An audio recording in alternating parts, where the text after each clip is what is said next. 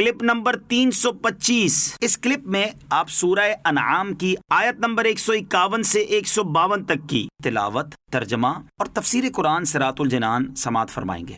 بسم اللہ الرحمن الرحیم۔ ترجمہ: اللہ کے نام سے شروع جو نہایت مہربان رحمت والا ہے۔ قل تعالوا اتل ما حرم ربكم عليكم الا تشركوا به شيئا وبالوالدين احسانا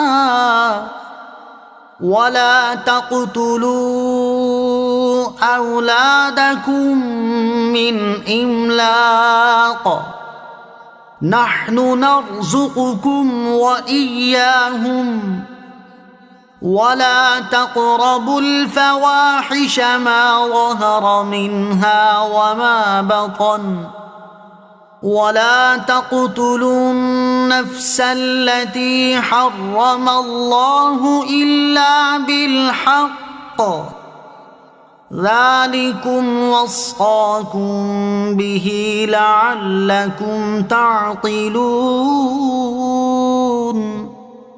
ترجمہ: تم فرماؤ آؤ میں تمہیں پڑھ کر سناؤں جو تم پر تمہارے رب نے حرام کیا، وہ یہ کہ اس کے ساتھ کسی کو شریک نہ ٹھہراؤ، اور ماں باپ کے ساتھ بھلائی کرو، اور مفلسی کے باعث اپنی اولاد قتل نہ کرو۔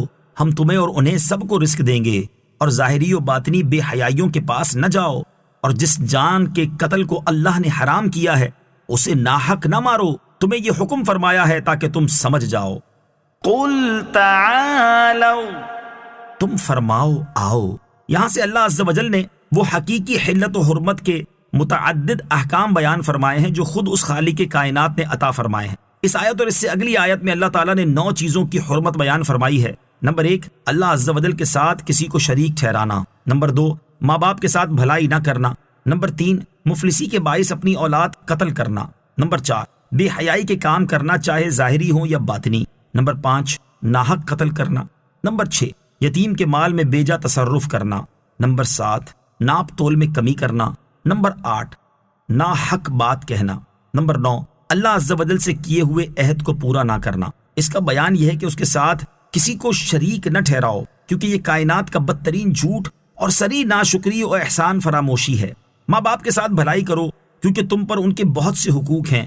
انہوں نے تمہاری پرورش کی، تمہارے ساتھ شفقت اور مہربانی کا سلوک کیا، تمہاری ہر طرح سے نگہبانی کی۔ ان کے حقوق کا لحاظ نہ کرنا اور ان کے ساتھ حسن سلوک کا ترک کرنا حرام ہے۔ معلوم ہوا کہ ماں باپ اگرچہ کافر ہوں، ان کے ماں باپ ہونے کی حیثیت سے جو حقوق ہیں انہیں ادا کرنا ضروری ہے۔ اس احسان میں والدین کے ساتھ تمام قسم کے اچھے سلوک داخل ہیں۔ ان کا ادب، لحاظ، ان پر ضرورت کے وقت مال خرچ کرنا، مسلمان ہونے کی صورت میں بعد وفات ان کے لیے ایصال ثواب سب داخل ہیں۔ وَلَا تَقْتُلُوا أَوْلَادَكُمْ، اپنی اولاد قتل نہ کرو۔ اس میں اولاد کو زندہ درگور کرنے اور مار ڈالنے کی حرمت بیان فرمائی گئی، جس کا اہل جاہلیت میں دستور تھا کہ وہ بارہا فقر و تنگ دستی کے اندیشے سے اولاد کو مار ڈالتے تھے۔ انہیں بتایا گیا کہ روزی دینے والا تو اللہ عز و جل ہے جو تمہیں اور انہیں سب کو روزی دے گا، تو پھر تم کیوں قتل جیسے شدید جرم کا ارتکاب کرتے ہو؟ وَلَا تَقْرَبُوا الْفَوَاحِشَ، اور بے حیائیوں کے پاس نہ جاؤ۔ اس آیت میں ظاہری و باطنی بے حیائیوں کے پاس جانے سے منع کیا گیا، کیونکہ انسان جب کھلے اور ظاہری گناہوں سے بچے اور پوشیدہ گناہوں سے پرہیز نہ کرے تو اس کا ظاہری گناہوں سے بچنا بھی للہیت سے نہیں بلکہ لوگوں کے دکھانے اور ان کی بدگوئی سے بچنے کے لیے ہے، جبکہ گناہوں سے بچنے کا اصل سبب اللہ عز و جل کی ناراضگی کا ڈر ہونا چاہیے۔ نیز اللہ عز و جل کی رضا و ثواب کا مستحق ہوتا بھی وہی ہے جو اس کے خوف سے گناہ ترک کرے۔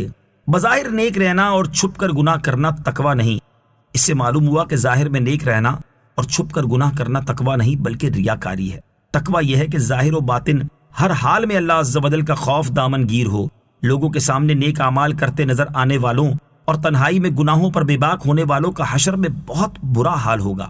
چنانچہ حضرت عدی بن حاتم رضی اللہ تعالیٰ عنہ سے روایت ہے، حضور اقدس صلی اللہ تعالیٰ علیہ وسلم نے ارشاد فرمایا، قیامت کے دن کچھ لوگوں کو جنت کی طرف لے جانے کا حکم ہوگا، یہاں تک کہ جب وہ جنت کے قریب پہنچ کر اس کی خوشبو سونگیں گے، اس کے محلات اور اس میں اہل جنت کے لیے اللہ تعالیٰ کی تیار کردہ نعمتیں دیکھ لیں گے تو ندا دی جائے گی، انہیں جنت سے لوٹا دو۔ کیونکہ ان کا جنت میں کوئی حصہ نہیں۔ یہ ندا سن کر وہ ایسی حسرت کے ساتھ لوٹیں گے کہ اس جیسی حسرت کے ساتھ ان سے پہلے لوگ نہ لوٹے ہوں گے۔ پھر وہ عرض کریں گے یا رب عز و جل، اگر تو اپنا ثواب اور اپنے اولیاء کے لیے تیار کردہ نعمتیں دکھانے سے پہلے ہی ہمیں جہنم میں داخل کر دیتا تو یہ ہم پر زیادہ آسان ہوتا۔ اللہ تعالیٰ ارشاد فرمائے گا میں نے ارادتاً تمہارے ساتھ ایسا کیا ہے، اور اس کی وجہ یہ ہے کہ جب تم تنہائی میں ہوتے تو بڑے بڑے گناہ کر کے میرے ساتھ اعلان جنگ کرتے، اور جب لوگوں سے ملتے تو عاجزی و انکساری کے ساتھ ملتے تھے۔ تم لوگوں کو اپنی وہ حالت دکھاتے تھے جو تمہارے دلوں میں میرے لیے نہیں ہوتی تھی۔ تم لوگوں سے ڈرتے اور مجھ سے نہیں ڈرتے تھے۔ تم لوگوں کی عزت کرتے اور میری عزت نہ کرتے تھے۔ تم لوگوں کی وجہ سے برا کام کرنا چھوڑ دیتے لیکن میری وجہ سے برائی نہ چھوڑتے تھے۔ آج میں تمہیں اپنے ثواب سے محروم کرنے کے ساتھ ساتھ اپنے عذاب کا مزہ بھی چکھاؤں گا۔ ولا تقتلوا النفس التي حرم الله إلا بالحق، اور جس جان کی اللہ نے حرمت رکھی اسے ناحق نہ مارو۔ اس آیت میں اللہ تعالیٰ نے کسی کو ناحق قتل کرنے کی حرمت بیان فرمائی ہے۔ ترمذی شریف کی حدیث ہے، حضرت عبداللہ ابن عباس رضی اللہ تعالیٰ عنہما سے روایت ہے، رسول اکرم صلی اللہ تعالیٰ علیہ وسلم نے ارشاد فرمایا، قیامت کے دن مقتول قاتل کو لے کر اس حال میں آئے گا کہ اس کی پیشانی اور سر اس کے ہاتھ میں ہوں گے اور گردن کی رگوں سے خون بہ رہا ہوگا۔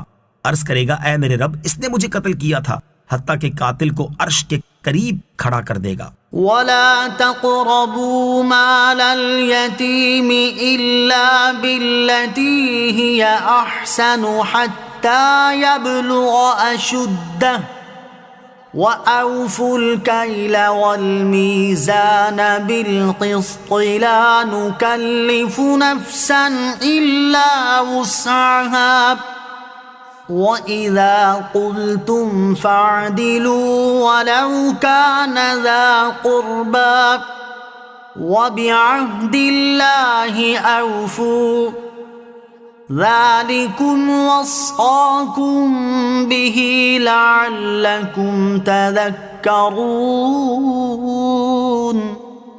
ترجمہ، اور یتیموں کے مال کے پاس نہ جاؤ مگر بہت اچھے طریقے سے، حتیٰ کہ وہ اپنی جوانی کی عمر کو پہنچ جائے، اور ناپ اور تول انصاف کے ساتھ پورا کرو۔ ہم کسی جان پر اس کی طاقت کے برابر ہی بوجھ ڈالتے ہیں، اور جب بات کرو تو عدل کرو، اگرچہ تمہارے رشتہ دار کا معاملہ ہو، اور اللہ ہی کا عہد پورا کرو۔ اللہ نے تمہیں یہ تاکید فرمائی ہے تاکہ نصیحت حاصل کرو۔ ولا تقربوا مال اليتيم،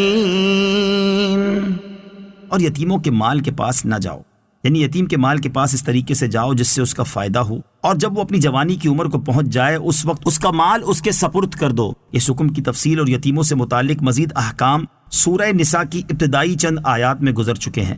وَأَوْفُوا الْكَيْلَ وَالْمِيزَانَ بِالْقِسْطِ، اور ناپ اور تول انصاف کے ساتھ پورا کرو، یعنی ناپ تول میں کمی نہ کرو کیونکہ یہ حرام ہے۔